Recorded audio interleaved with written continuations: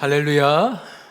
오늘도 말씀 속에서 우리를 찾아오신 하나님 만날 수 있기를 축복합니다. 자이든 타이든 살면서 우리는 다양한 관계 속에 살아갑니다. 내 의지와 상관없이 가족과 같이 나면서부터 주어지는 것도 있습니다만은 살면서 이런저런 이유와 동기로 그 다양한 관계들이 만들어지기도 합니다. 근데 중요한 건 그 무엇도 우연이 아니라는 거예요. 그래서 옷깃만 스쳐도 인연이라는 말이 있는 거죠. 실제로 불교에서 옷깃만 스쳐도 옷깃만이 스치는 것은 500겁의 인연이 있어야 가능한 일이라고 합니다. 참고로 한 겁은요 1000년에 한 번씩 물방울이 떨어져요. 근데 그 물방울이 큰 바위를 구멍을 낼 때까지의 시간 얼마나 될까요? 아니면은 선녀가 100년에 한 번씩 내려와요. 근데 그 치맛자락으로 바위를 이렇게 훑었을 때 그 바위가 닳아 없어지는 시간 엄청난 시간이겠죠?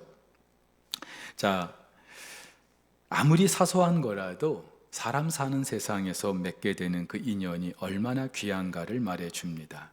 근데 이 모든 관계 사실은요 창조주 되시고 우리 생사화복의 주관자 되시는 하나님의 주권과 필연 가운데 만들어지는 것인 줄 믿습니다. 세상에 우연은 없습니다. 아무리 사소한 것 같아도 하나님의 필연 가운데 주어진 거예요. 그렇다면 지금 내가 처한 상황이나 그 어떤 환경 또 내가 만나는 그 사람들 다 하나님의 주권 가운데 있다는 사실을 아셔야 합니다. 당연히 이 관계를 통해서 하나님이 하실 일이 있다는 것도 알아야 될 거고요. 그렇다면은 내 삶의 테두리 안에서 만나는 그 모든 사람에 대하여 우리는 관심을 갖지 않을 수가 없어요. 그리고 그들을 향한 하나님의 뜻이 무엇인지 반드시 생각해야 할 것입니다. 지난주에 바울이 로마에 가면서 함께했던 동행자가 있다고 말씀드렸어요.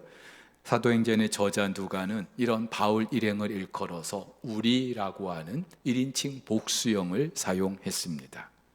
자, 그런데 한 가지 재미있는 것은 그 우리의 범위가 시간이 지나면서 조금씩 넓어진다는 거예요. 확장된다는 거예요. 오늘 본문 1절에 우리, 누가 봐도 바울 그리고 누가, 이 두 사람 아니면 데살로니가 사람 아리스다고 정도 포함할 수 있을 것입니다. 바울을 향한 이 로마를 향한 바울의 여정에 이들이라도 있어 준 게 참 감사하죠. 근데 이 17장을 계속해서 읽다 보면은 그 우리의 범위가 점점 확장되는 걸 알 수 있어요. 급기야 37절에서는 이렇게 말합니다. 배에 있는 우리의 수는 전부 276명이더라. 지금 로마를 향해 가고 있는 이 알렉산드리아호 배 안에 타고 있는 276명 전부를 우리라고 말하고 있는 거예요. 물론 상황에 따라서 그냥 배 안에 있는 사람들 전체를 말하는 의미 없는 대명사일 수도 있어요. 저와 여러분들도 우리라는 말 참 많이 쓰잖아요. 별로 의미 없이. 그런데 오늘 27장의 내용을 보면은 그렇게 간단하지 않다는 걸 알 수 있습니다. 나중에 우리가 다루겠습니다만은 항해하면서 겪게 된 일들을 통하여 어느새 배 안에 있는 그 사람들 전체가 우리가 된 거예요. 얼마 전까지만 해도 우리라는 이 범주에 들 수 없었을 거예요. 타인이었을 거예요. 근데 어느 순간 우리가 된 것이죠. 당연히 그 우리에 대한 소속감 그리고 그 안에서 감당해야 될 몫이 있다는 것을 알 수 있습니다. 그리고 이것은요 세상 속에서 우리 그리스도인의 역할이 어떠해야 하는지 우리에게 도전해 주는 것이기도 해요. 지난주에 주기도문에서 하늘에 계신 우리 아버지여, 우리라는 그런 1인칭 복수형으로 우리가 기도한다는 걸 알게 됐습니다. 그 우리, 1차적으로는 하나님 나라의 백성들, 교회 공동체를 말한다고 말씀드렸어요. 근데 그 기도의 내용을 생각해 보면은 그것보다도 훨씬 더 넓은 관계라는 것을 알 수 있어요.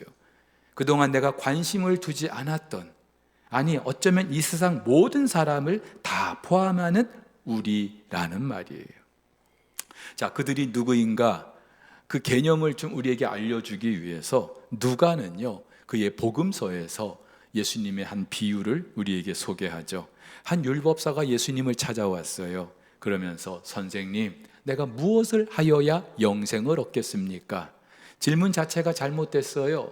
우리가 영생을 얻는 것, 구원을 얻는 것은 무엇을 해야만, 행위로 주어지는 게 아니기 때문이죠. 근데 당시 유대인들은 철저히 공로 사상에 익숙해 있기 때문에 뭔가를 해야만 내가 영생을 얻는 걸로 생각했던 거예요. 자, 그러자 예수님 뭐라고 말씀하셔요? 하나님을 사랑하고 이웃을 내 몸같이 사랑하라고 말씀하시죠.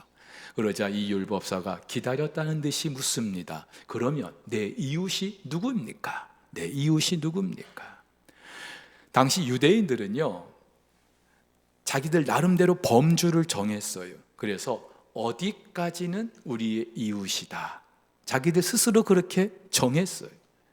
그렇기 때문에 이 율법사도 도대체 어디까지가 이웃이냐 예수님께 여쭙고 있는 거죠.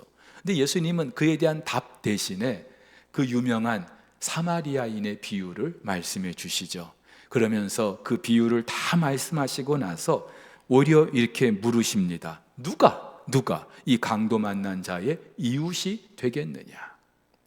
율법사는 나를 중심으로 그 이웃이 누구인가를 물었는데 예수님은요, 그 강도 만난 자, 그 자를 중심으로 그 이웃의 범주에 네가 들 수 있겠느냐 묻고 계시는 거예요. 여러분, 우리들이 생각하고 있는 그 이웃의 개념을 완전히 뒤엎으시는 거죠. 우리는 나를 중심으로 적어도 어느 그 수준까지만 이웃이라고 생각해요. 그리고 그 이상을 벗어나면은 타인이에요. 그래서 같은 이 석포교회 성도들, 우리 교회 이렇게 말하는 거예요. 산성교회 성도들까지 우리 교회 이렇게 말하지 않아요. 같은 동네 사람들, 같은 학교 사람들, 같은 직장 사람들, 우리라고 말해요. 그러나 그것을 벗어나면은 우리가 아닌 거예요. 철저히 나를 중심으로 이웃이 결정되죠. 근데 예수님은 그것을 무너뜨리셔요. 그러면서 지금도 누군가의 도움이 필요한 사람들이 얼마나 많느냐, 그들에게 이웃이 되줄 수 있겠느냐 우리에게 묻고 계시는 거죠. 여러분, 그렇다면은 주기도문에서 말씀하시는 이 우리, 하늘에 계신 우리 아버지요, 이 우리는요, 우리가 생각하는 것보다 훨씬 그 범위가 넓어질 수밖에 없어요. 그리고 다시 해석할 수밖에 없습니다.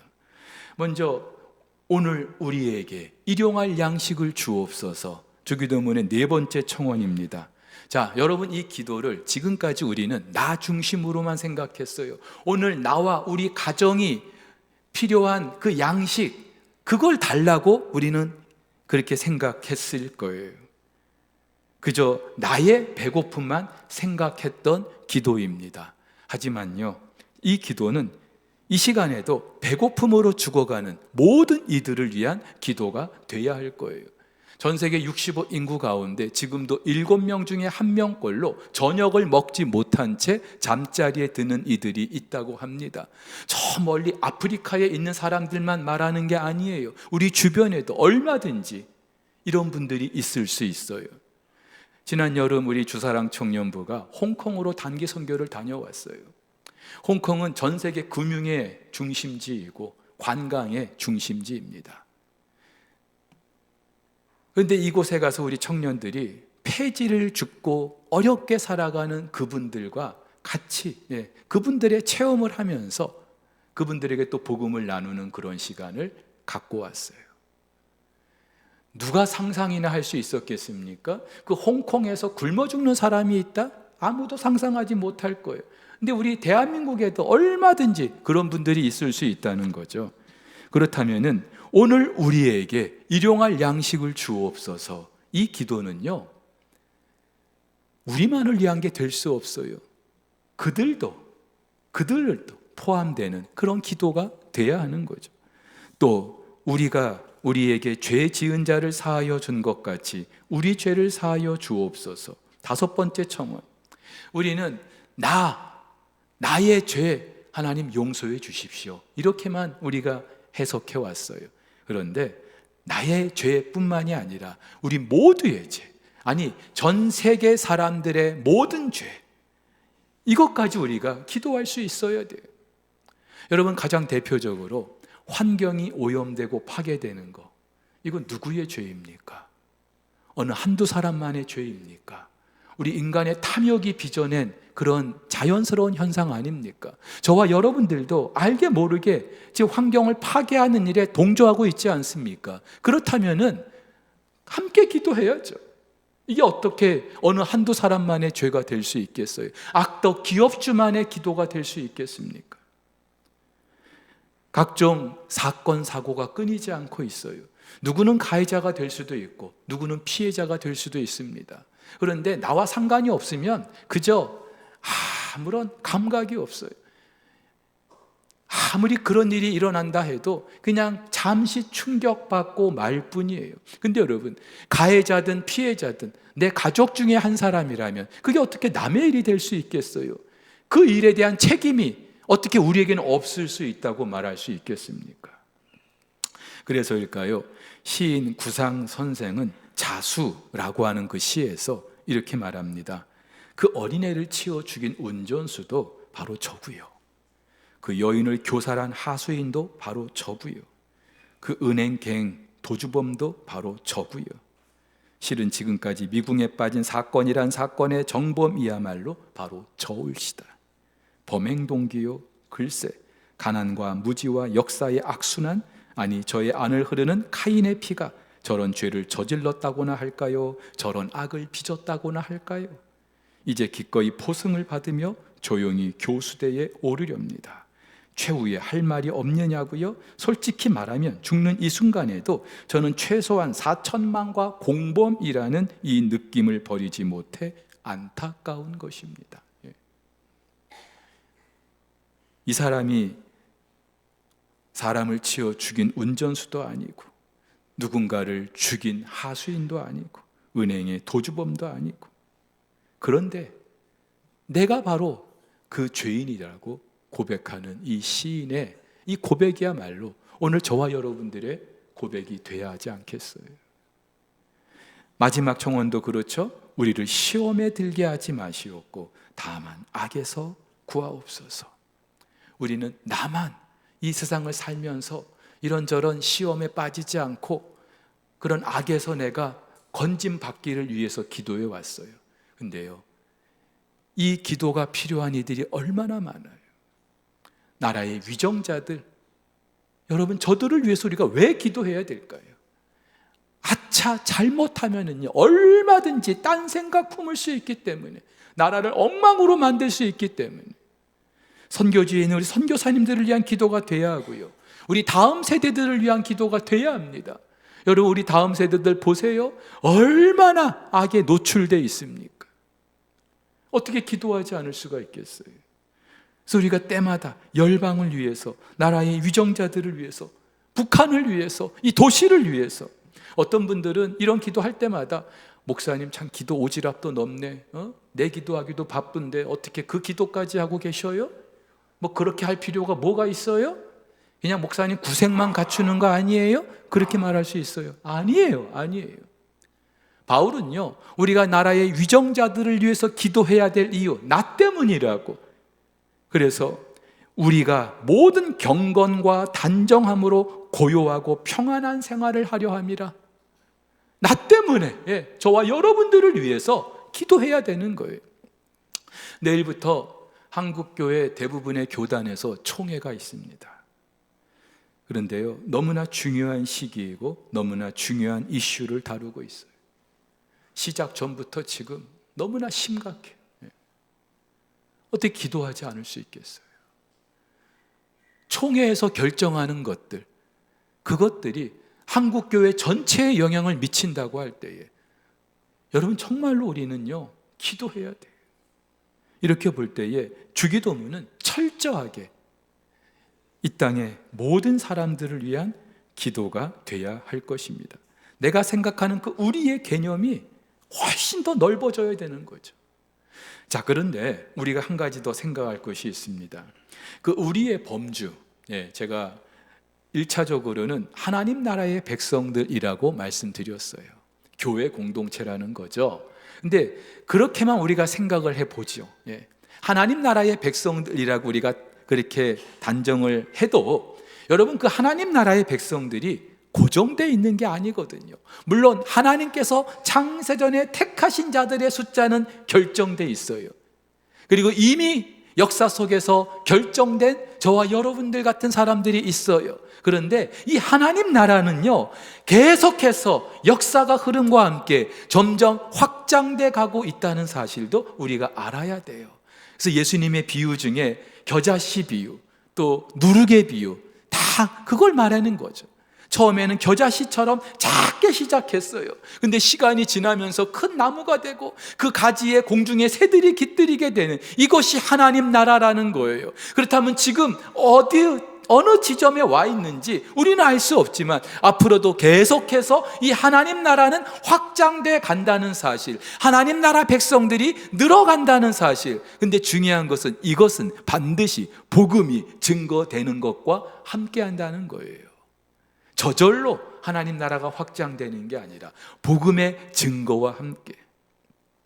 바울은 지금 로마에 가는 배를 타고 있어요.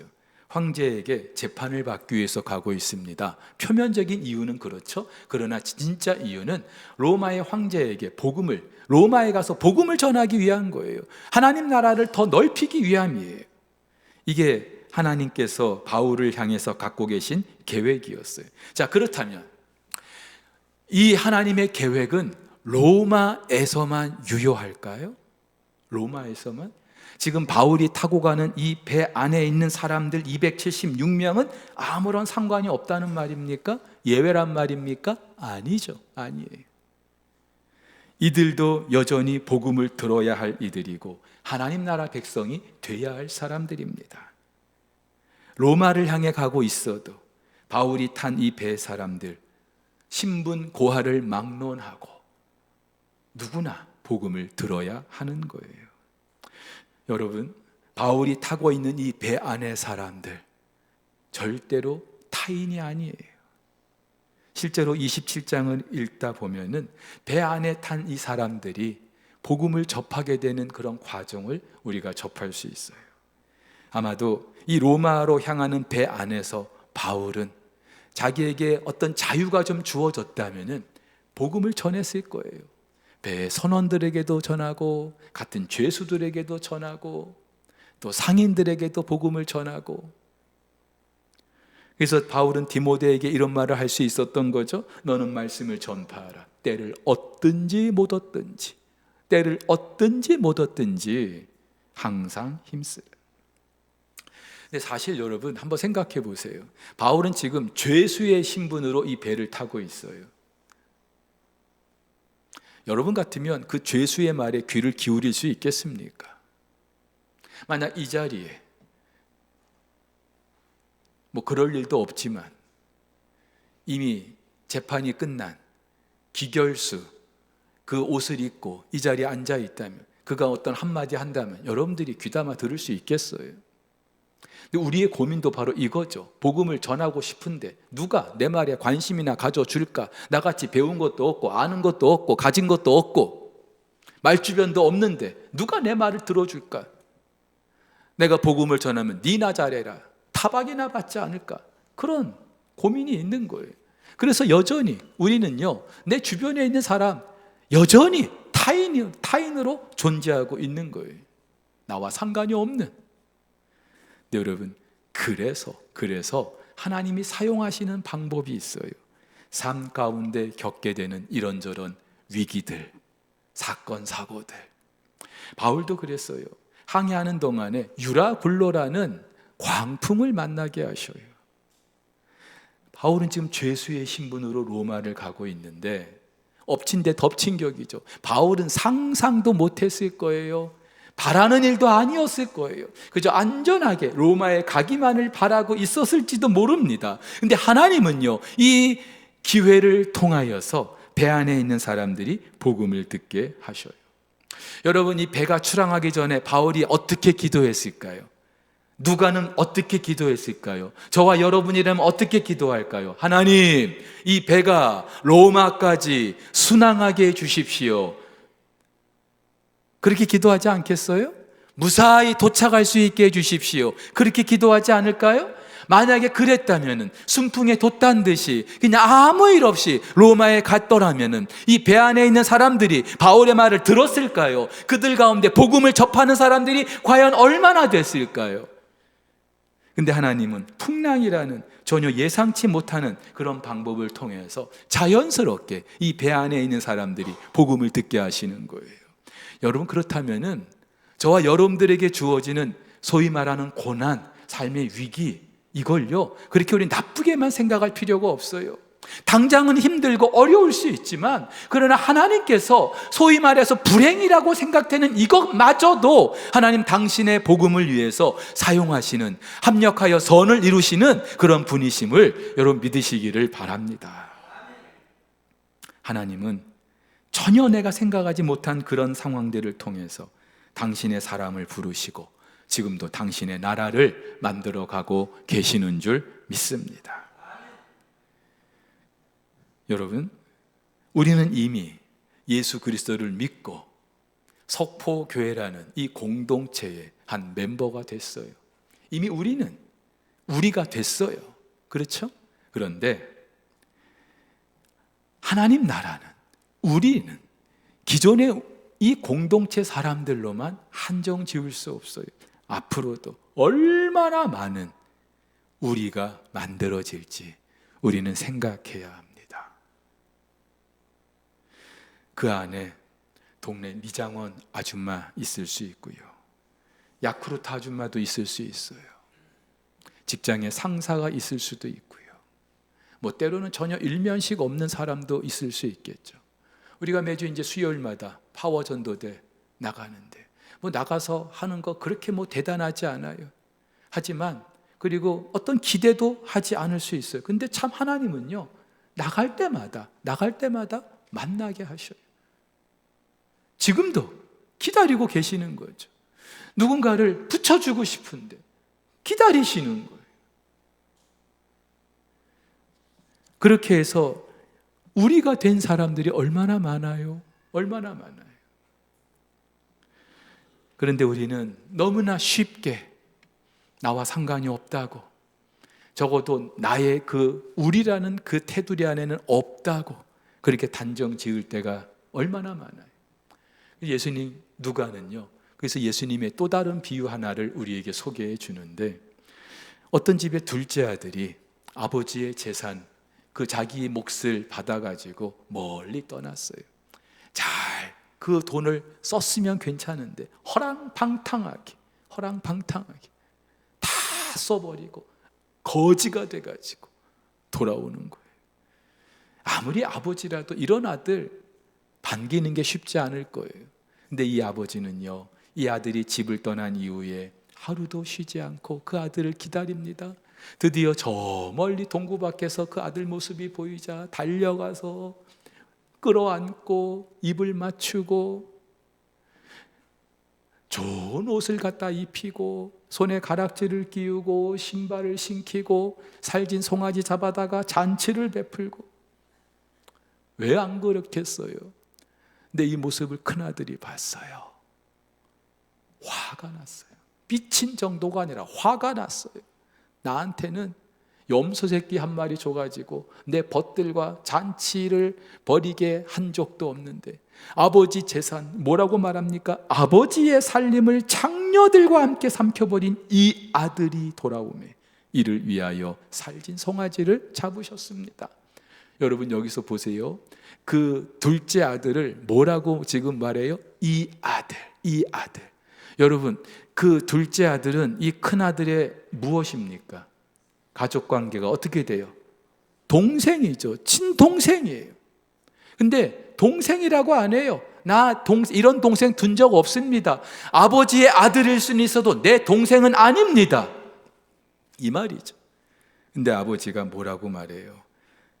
예, 너는 항상 나와 함께 있으니 내 것이 다 네 것이로되 이 내 동생은 죽었다가 살아났고 내가 잃었다가 얻었기로 우리가 즐거워하고 기뻐하는 게 마땅하지 않냐. 뭐라고요? 내 아들이라고 안 해요.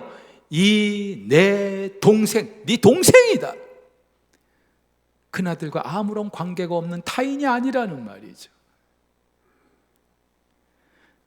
우리가 이제 하반기 행복 나눔 축제를 하려고 합니다. 해마다 이맘때 우리가 해왔는데 여러분들에게는 관심이 없을 수도 있고 어떤 분들은 관심이 전혀 없을 수도 있어요. 그냥 하세요 예, 그럴 수도 있을 거예요. 아니면 안 하기는 좀 부담스럽고 하자니 좀 그렇고 좀 그런 분들도 많이 계실 거예요. 여전히 하기는 해야 될 텐데 부담스러울 수 있을 거예요. 근데 여러분, 우리가 이 일을 하려고 하는 이유는 다른 게 없어요. 그들 역시 우리이기 때문에, 형제이고 자매이기 때문에. 근데 우리도 사실 여러분 누군가의 타인이었어요. 그렇죠? 전혀 관심도 두지 않던 타인이었어요.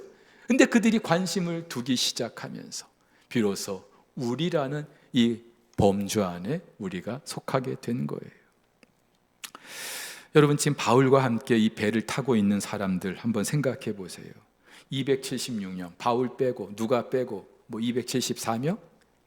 자, 아리스다고도 빼고 한 270명 놓고 우리가 생각해 볼게요. 이 사람들 지금 이 배를 어떻게 타게 된 걸까요? 당시 로마에 가는 배가 많이 있었을 거예요. 근데 왜 이 배를 탔을까요? 백부장 율리오 또 그와 함께한 군사들 왜 이 배에 올랐을까요? 물론 총독이 명을 내렸기 때문에 어쩔 수 없이 주어진 임무이기 때문에 이 배를 탔을 거예요. 근데 여러분, 사실은 총독이 명을 내려서가 아니라 하나님이 이 배를 타게 하신 줄 믿습니다. 죄수들을 생각해 보죠. 지금 바울과 함께 로마에 호송되는 이 죄수들은요, 어쩌면 기결수예요. 형이 확정된, 그래서 로마에 가서 사형을 당해야 되는, 원형 경기장에서 맹수의 밥이 되거나 아니면 검투사들과 싸워야 될 사람들이에요. 근데 여러분, 이 사람들이 이 배에 오름으로써 구원, 육체적인 그런 구원을 받지는 못했겠지만 그보다 더 중요한 구원을 이들이 누리게 될 줄 누가 알았을까요? 여러분, 이 배는요, 또 한편 로마에 곡물을 실어 나르는 상선이에요. 아마도 이 배에는 많은 상인들이 타고 있었을 거예요. 저마다 큰 부자가 될 것이라는, 돈을 많이 벌 것이라는 그런 부푼 꿈에 많은 상인들이 이 배를 탔을 거예요. 근데 큰 풍랑을 만났어요. 그러면서 그 배 안에 있는 곡물을 다 바다에 버려야만 했어요. 그들의 꿈이 완전히 무너지고 인생 파산에 이르게 된 상황이에요. 그런데요, 그들에게는 인생에 둘도 없는 절대 절호의 기회를 하나님이 이들에게 허락해 주신 줄 믿습니다. 여러분, 이 배 안에 276명 하나님은 바울에게 맡기셨어요. 이 배에는 선장도 있어요. 로마의 백부장도 있어요. 근데 이 배의 실제 책임자는 바울이었어요. 저와 여러분들에게 좀 이런 자부심이, 책임감이 있었으면 좋겠어요. 내가 아무리 직장의 말단 직원이라 할지라도, 또 시간제 아르바이트하는 정말로 언제 잘릴지 알 수 없는 그런 신세라 할지라도 하나님이 나를 이곳에 보내신 것은 이곳의 책임자로 나를 보내셨다라는 그런 자부심. 이 가을 저와 여러분들이 처한 그 상황, 환경, 또 만나게 되는 모든 사람들 우연이 아니라 하나님의 필연이라고 믿고, 그리고 그들을 역시 하나님의 가족으로 우리가 함께 만들어 갈 수 있게 되기를 예수님의 이름으로 축복합니다.